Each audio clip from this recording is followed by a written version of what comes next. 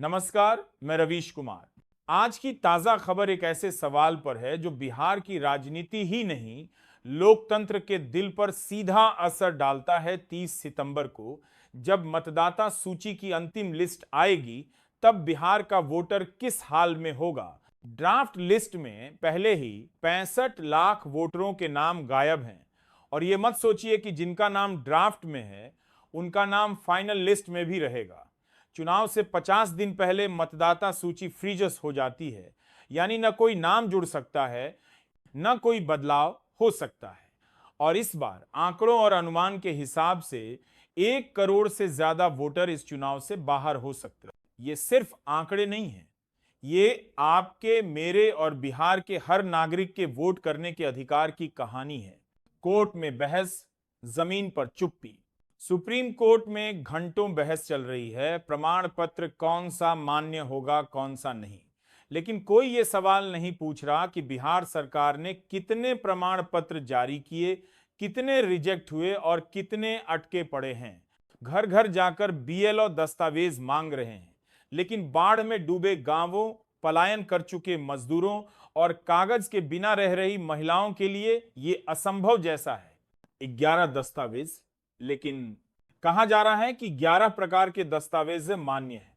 सुनने में ये विकल्प बहुत लगते हैं, लेकिन अभिषेक मनु सिंघवी ने कोर्ट में एक सीधा सवाल रखा। क्या मांगा वही जा रहा है जो आम जनता के पास है, या लिस्ट लंबी करने के लिए ऐसे कागज डाले गए हैं जो सिर्फ 1% के पास हैं, जैसे पासपोर्ट, आधार कार्ड जैसे सर्वव्यापी दस्तावेज को क्यों नहीं रखा गया। झारखंड में रखा गया, बिहार में नहीं। बाढ़, गरीबी और दस्तावेज। इस वक्त बिहार के कई जिले बाढ़ में डूबे हैं, पटना से लेकर सहरसा तक। लाखों लोग प्रभावित हैं। जो घर ही छोड़ चुके हैं, उनके लिए प्रमाण पत्र जमा करना क्या आसान होगा। बिहार में 94 लाख परिवार महीने के 6,000 से भी कम कमाते हैं और उनसे पासपोर्ट या पेंशन पेमेंट ऑर्डर मांगा जा रहा है। महिलाओं की मुश्किल। ड्राफ्ट लिस्ट से 31 लाख महिलाओं के नाम कट गए हैं। अगर प्रमाण पत्र नहीं दे पाई तो यह संख्या और बढ़ जाएगी। खासकर वे महिलाएं जो शादी के बाद कागज अपडेट नहीं कर पाई, या जो गैर साक्षर हैं और समझ ही नहीं पा रही कि दस्तावेजें कहां से लाएं। नॉन रिकमेंडेड का जाल। जो लोग समय पर फॉर्म भर नहीं पाए, उन्हें नॉन रिकमेंडेड कैटेगरी में डाल दिया गया, यानी उनका नाम काटने का प्रस्ताव तैयार है। कई जिलों में यह आंकड़ा 10% से ऊपर है। क्या उन्हें कभी कोई नोटिस मिला? क्या उन्हें पता भी है कि उनका नाम हटने वाला है? असली सवाल, क्या बिहार के मतदाता तैयार हैं यह सुनने के लिए कि नवंबर 2025 के चुनाव में वे वोट नहीं डाल पाएंगे, जबकि उन्होंने 2019, 2020 और 2024 में वोट दिया था?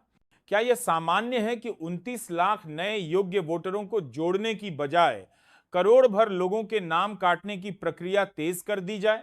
चुनाव आयोग कहता है एक भी वोटर का नाम बिना कारण नहीं कटेगा, लेकिन जमीन पर सच यह है, लाखों नाम पहले ही कट चुके हैं और लोग अब भी ये पता लगाने में लगे हैं कि उनका नाम बचेगा या नहीं। लोकतंत्र की ताकत वोट है, और अगर 1 करोड़ लोगों का वोट छिन गया तो यह सिर्फ चुनावी आंकड़ा नहीं होगा, यह बिहार की लोकतांत्रिक आत्मा पर सबसे बड़ा हमला होगा। चलिए मैं वहीं से आगे बढ़ाता हूं जहां से यह कहानी और तीखी हो जाती है।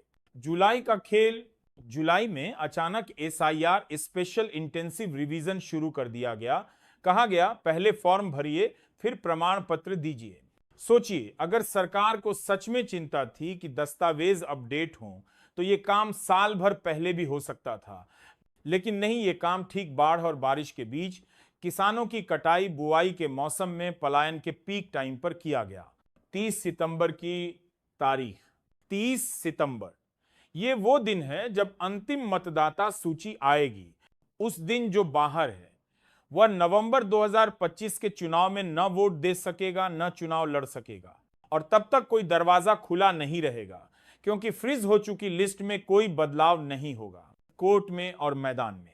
कोर्ट में दलीलें चल रही हैं। जज कह रहे हैं 11 में से कोई एक दस्तावेज दे दीजिए। आयोग कह रहा है हम किसी को बाहर नहीं करना चाहते, लेकिन गांव में बीएलओ दस्तक दे रहा है। और सामने बैठा वोटर पूछ रहा है, बाबू ई कागज हमरा पास कहां से आई? बारिश में भीगे घर, कीचड़ से भरे रास्ते और दफ्तर के बाहर लगी लंबी कतारें, ये वो तस्वीरें हैं जो कोर्ट की बहस में नहीं दिखती। मीडिया की चुप्पी। अजीब है, इतना बड़ा मुद्दा लेकिन मीडिया की सुर्खियों से गायब। क्यों? क्योंकि यह गरीब, मजदूर, पलायन करने वाला, औरत, इनका मसला है। इनके पास चैनल के मालिक से फोन करने की ताकत नहीं है और न कोई पेड प्रमोशन का बजट। 2025 का चुनाव किसका चुनाव?